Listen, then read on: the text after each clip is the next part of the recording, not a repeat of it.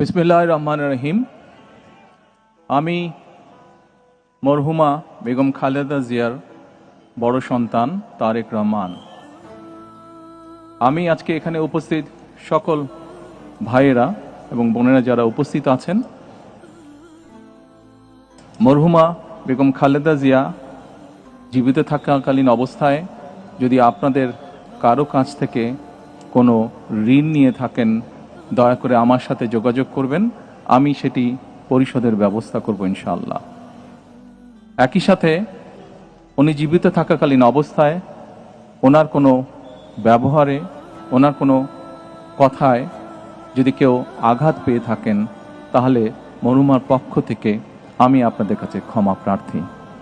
দোয়া করবেন আল্লাহ তাআলা যাতে ওনাকে বেহেশত দান করেন। আসসালামু আলাইকুম।